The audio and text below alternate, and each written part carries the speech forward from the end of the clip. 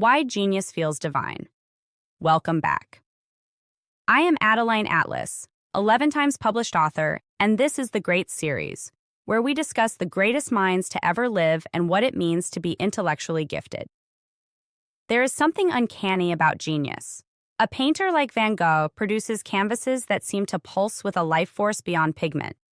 A physicist like Einstein imagines a universe where time itself bends, as if he peeked into the blueprints of creation. A composer like Beethoven writes symphonies he could never hear, as if sound itself whispered to him. When we encounter such minds, we reach for the language of divinity. Societies across history have often mistaken genius for divine possession.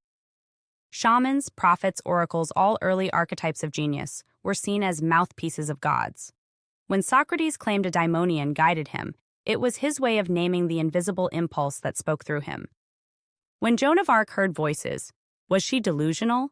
Or was she another iteration of genius, accessing truths not yet validated by her culture? The theological phrase, "God doesn't call the qualified, he qualifies the called," captures this paradox well. Genius often emerges in unlikely vessels. A poor, dyslexic boy in rural England becomes Isaac Newton. A sickly patent clerk in Switzerland becomes Albert Einstein. A single mother on welfare in Britain becomes J.K. Rowling. These are not resumes of privilege. They are callings that seem almost divinely arranged, as if destiny placed fire inside fragile containers. But here lies the tension. Institutions resist this divine framing. Universities, churches, governments prefer to define knowledge as structured, credentialed, and hierarchical. Genius disrupts that order. It appears without permission, bypassing institutions, shaming the qualified with the untrained. That is why genius so often feels divine.